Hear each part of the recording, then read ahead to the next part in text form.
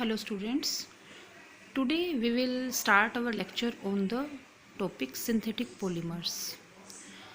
First question comes in mind, what are called polymers? Actually polymer is derived from two terms. It is a combination of two terms, poly plus mers. This is a Greek term. Poly means many, mers means parts. Means these are the very large molecules with high molecular mass and composed of many small repeating units joined together in a regular way. These are called polymers. Now some notable points. First point is repeating structural units are called monomers. Means what are called monomers? Monomers are the repeating structural units are called monomers. Second point is the process which followed for the formation of polymers from the monomeric units is called polymerization. For example, polythene. In this case, the monomeric unit is ethylene. Consider the example given in this. This is ethylene molecule. When n number of molecules polymerize, they will give polythene. Here, note that the repeating unit is this. So, we can write in this way. Number of time n we can write in this way. This is polyethylene. Now, question comes in mind. What is the difference between a macromolecule and polymer?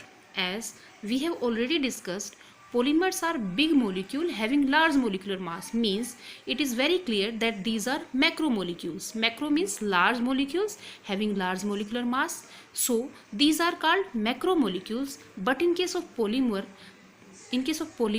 the macromolecules contain a repeating units. Means these are the macromolecule with a repeating unit. But in case of macromolecule, there is no condition of repetition. Means they are only large molecular mass species. So we can say that polymers are macromolecules, but all macromolecules are not polymers. We can generalize in this way. This is the monomeric unit. When n number of monomeric units combine, they will give polymer. We can write in this way. Next topic is classification of polymers. Classification. First classification is on the basis of source of availability. On the basis of source of availability, we can classify the polymers in following categories. In three categories. First is natural polymer. Natural polymers are the polymers that are obtained from nature. For example, starch, cellulose, natural rubber. Second category is synthetic polymer.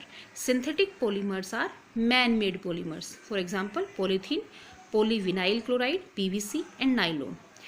The third category is semi-synthetic polymers.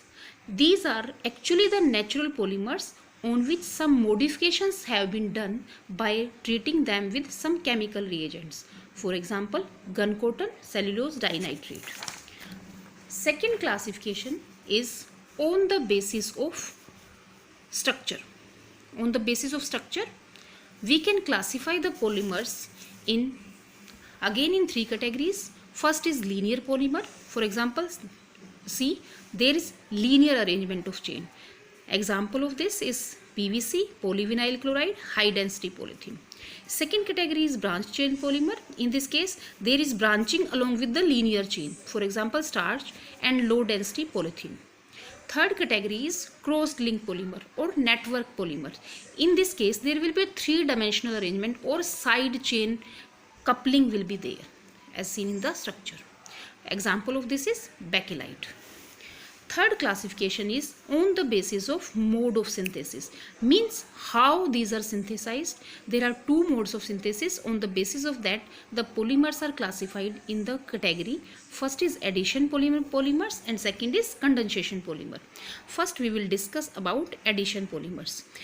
Addition polymers, as it is very clear from the name that in this case the monomeric unit will combine with each other and add up on one upon the other and polymerize to give polymers.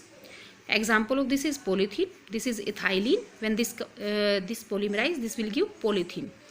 Second example is polyvinyl chloride. This is vinyl chloride. When vinyl chloride polymerize, this will give PVC, polyvinyl chloride. these add up on one another. Condition of this is, in this case, is that there should be double bond in the molecule in the monomeric unit. Second classification, that is condensation polymer. Condensation polymers, what are the condensation polymer? Polymers that combine in a stepwise manner with each other with the loss of simple molecules. Means two monomeric unit will combine with each other and there is a loss of simple molecule, maybe water, maybe ammonia, or maybe alcohol. Example of this is given. Nylon 6,6 is the example of this. The first monomeric unit is adipic acid. This is a 6 carbon acid, dioic acid, and when this react with hexamethylene diamine, condense with hexamethyl diamine, from here, see here, OH from this part and H from this part, with condense with the loss of water molecule, these will combine along with the chain. For example, see here, CONH linkage. This is nylon 6,6. Where n number of units combine, this is this will polymerize. This is condensation polymer.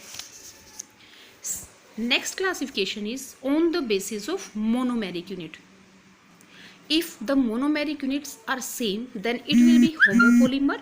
If the monomeric unit are different, two or more than two type of monomer molecules, that is called copolymerization. Homo means same monomeric unit will repeat. For example, polythene, here monomeric unit is ethylene, and in case of copolymer, more than two monomeric units, as already discussed in the case of nylon 6,6, monomeric units are adipic acid and hexamethylene diamine. So these are the homopolymer and copolymer. Next classification is on the basis of force.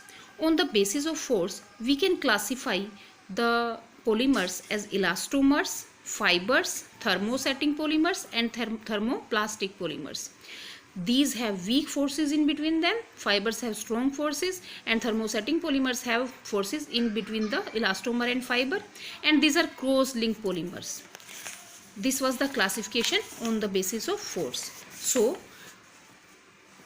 after the classification of polymers, next topic is synthetic polymers, synthesis of synthetic polymers. So, for the synthesis of synthetic polymers, there should be some requirement. So, the monomeric unit should be highly pure and the condition should be controlled. So, we will discuss about polymerization process now in detail.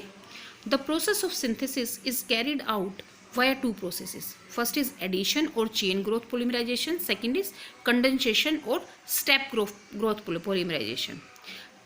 So, in the next lecture, we will continue and start from the addition or chain growth polymerization. Okay, thank you students.